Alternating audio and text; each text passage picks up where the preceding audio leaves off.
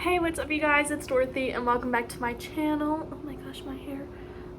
Anyways, don't forget to give this video a big thumbs up. Comment down below what you want to see in the future, mainly book recommendations. Click that subscribe button and don't forget to turn on my post notifications. That way you get notified every single time that I upload a video.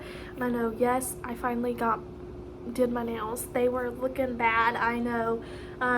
Anyways, we are going to go into the next chapter, which I believe is chapter 4 of As Good As Dead by Holly Jackson. If you don't already know, this is book 3 in the series for A Good Girl's Guide to Murder, and I'm hoping that you guys are enjoying this series as much as I am.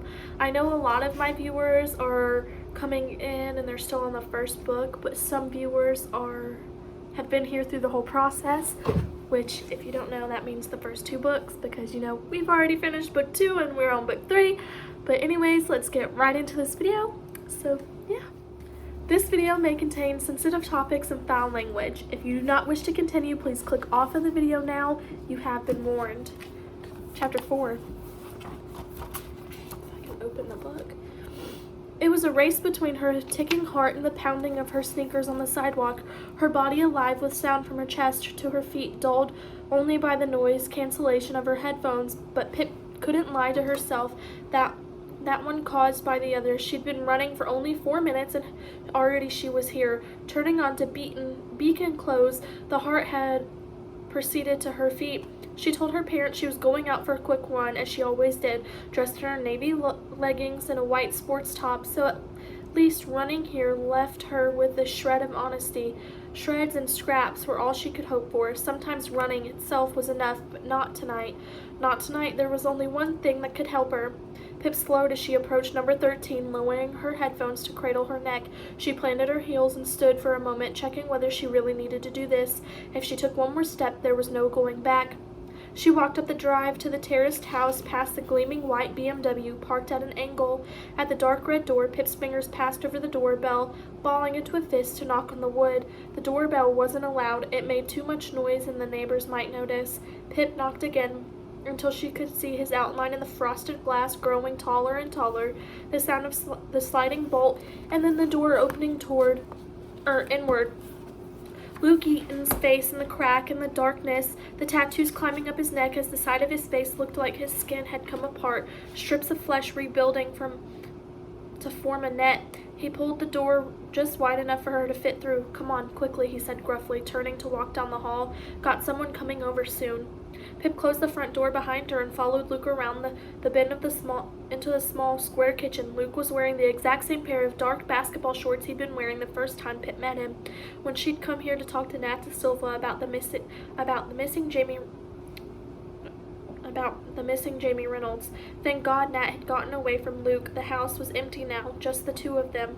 Luke bent down to open one of the kitchen cabinets. "Thought you said last time was it, that you wouldn't be back again." I did say that, didn't I?" Pip replied flatly, picking her fingernails. "I just need to sleep, that's all." Luke rustled around in the cupboard, coming back up with a paper bag clenched in his fist. He opened the top and held it out so Pip could see inside. There are 2 milligram pills this time," Luke said, shaking the bag. "That's why there aren't as many." "Yeah, that's fine," Pip said, glancing up at Luke. She wished she hadn't. She always found herself studying the geography of his face, searching for the ways he was similar to Stanley Forbes. Both of them had been Charlie Green's final suspects for Child Brunswick, narrowed down from all of the men in Fairview, but Luke had been a wrong turn, the wrong man, and luckily for him, because he was still alive. Pip had never seen his blood, never worn it the way she worn Stanley's. It was on her hands now, the feel of cracking ribs below, the pads of her fingers dripping onto a linoleum floor. No, it was just sweat, just the tremor in her hands. Pip gave her hands something to do to distract them. She reached into the waistband of her leggings and pulled out the cash, flicking through the notes in front of Luke until he nodded. She passed the money over and then held out her other hand. The paper bag went into it, crinkling under her grip. Luke nodded again, but then he stalled, a new look in his eyes, one that seemed dangerously close to pity. "You know," he said. doubling back to the cupboard, returning with a small clear baggie. If you're struggling, I have something stronger than Xanax. Will completely knock you out. He held up a baggie and shook it. It was filled with oblong tablets of light mossy green hue. Pip stared at them, bit her lip. Stronger, she asked. Definitely. What was it? She asked, her eyes transfixed. This, Luke gave it another shake. It's rehifanol. Stuff puts you right out. Pip's gut tightened. No thanks, she dropped her eyes. I've had experience, by which she meant she had it pumped out of her stomach when Becca Bell had slipped it into her drink 9 months ago, pills that Becca's sister Andy had been selling to Max Hastings before she died. Suit yourself, he said, pocketing the small bag. Offer's there if you want it. More expensive, though, obviously. Obviously, she parroted him, her mind elsewhere. She turned to the door to see herself out. Luke Eaton didn't do goodbyes, or hellos for that matter. Maybe she should turn back, though. Maybe she should tell him that actually this was the last time and he'd never see her again. How else would she stick to it? But then her mind came back to her with a new thought, and she followed it, spinning on her heels to return to the kitchen, and something else came out of her mouth instead. Luke, she said, sharper than she'd meant. Those pills, the rehifanol, are you selling them to someone in town? Does someone here buy them from you? He blinked at her. Is it Max Hastings? Does he buy those from you? He's tall, longish blonde hair, well-spoken. Is it him? Is he the other one buying those pills from you? He didn't answer. Is it Max? Pip said, the urgency cracking in her voice. Luke's eyes hardened. The pity a thing of the past, you know. The rules by now. I don't answer questions. I don't ask them, and I don't answer them.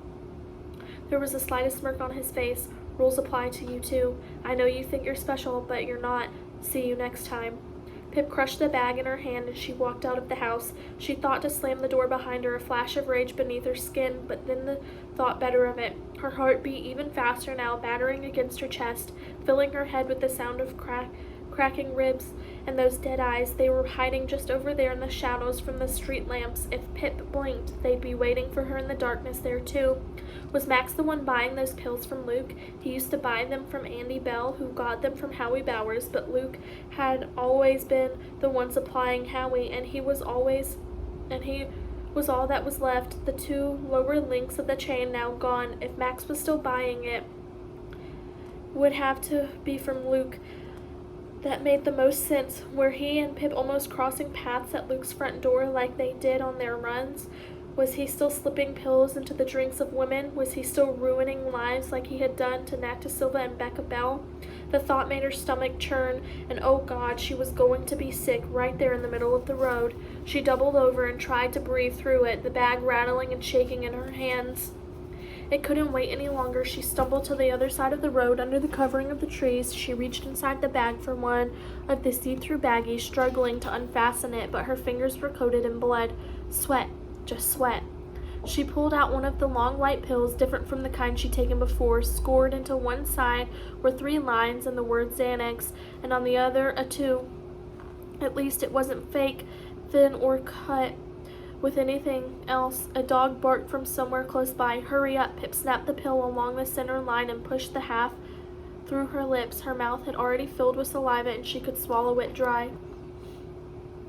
And she swallowed it dry. She tucked in the bag under her arm just as his dog walker and small white terrier came around the corner. It was Gail Yardley, who lived down our road. Ah, Pip, she said, her shoulders relaxing. You surprised me. She looked up and down. I swear I just saw you outside your house coming back from one of your runs. Mind playing tricks on me, I guess.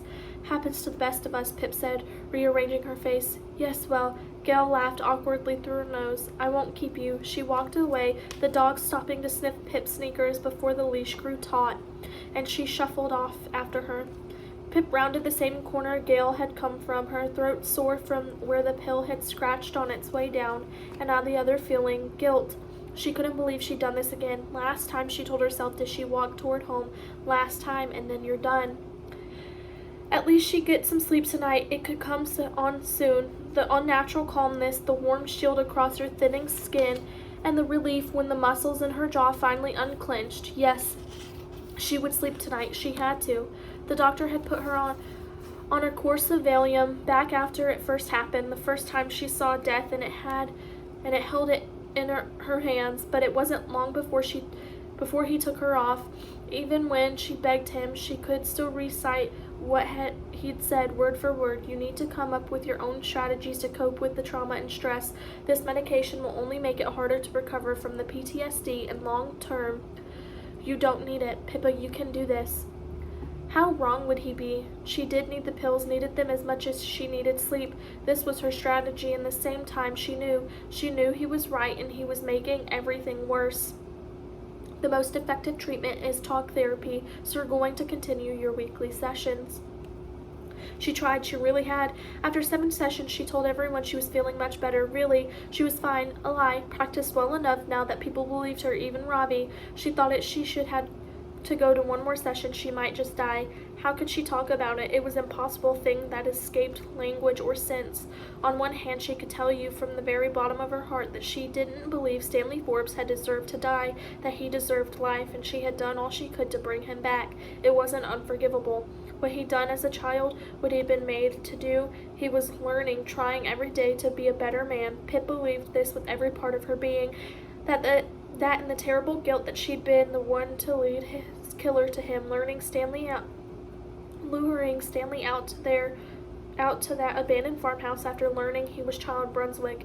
Yet, at the same time, she believed it was very opposite thing, and this one came from somewhere even deeper. Her soul, maybe if she believed in those sorts of things. Though he had been a child, Stanley was the reason Charlie Green's sister had been murdered. Pip had asked herself if someone picked out her little brother and delivered him to a killer to die the most horrific death imaginable, would he spend 2 decades chasing justice, hunting them down to kill them?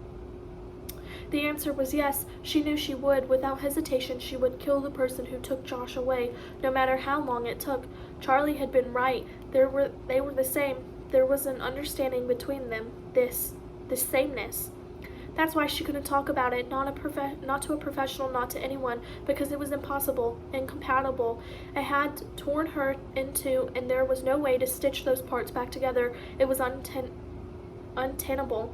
Beyond sense, no one could understand except maybe him. She hesitated at her driveway, looking at her house just beyond it. Charlie Green.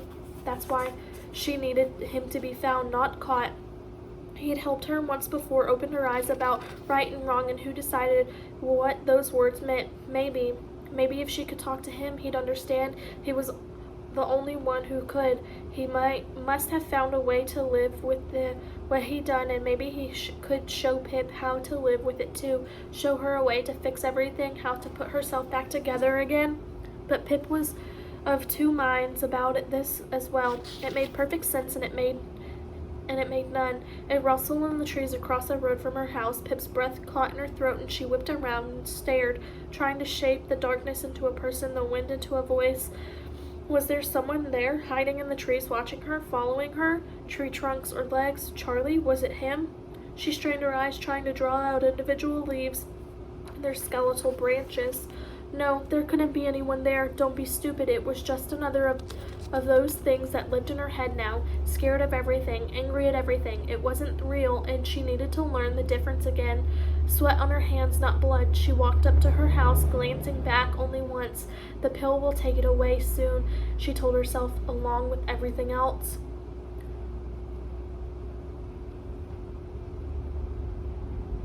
Coroner.com.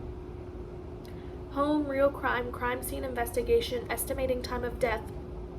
How do pathologists determine time of death in a homicide case? The most important thing to know is that time of death can only ever be an estimated range. A pathologist cannot give a specific time of death, as well as we see sometimes in movies and TV shows. There are 3 main mortis factors used to determine the estimated time of death, and some of these tests are performed at the crime scene itself as soon as possible after the victim is found. As a general rule, the sooner the victim is found post-mortem, the more accurate the time of death estimate. 1. Rigor mortis. Immediately after death, all the muscles in the body relax, then typically around 2 hours post-mortem, the body starts to stiffen due to a buildup of acid in the muscle tissue. This is rigor mortis. It begins in the muscles in the jaw and neck, proceeding downward toward the body and the extremities. Rigor mortis is normally complete within 6 to 12 hours and then starts to disappear approximately 15 to 36 hours after death. As this stiffening process has a roughly known time of occurrence, it can be very useful in estimating time of death. However, there are a few factors that can impact the onset and timeline of rigor, such as temperature. Warm temperatures will increase the rate of rigor, whereas cold temperatures will slow it down. 2. Liver mortis.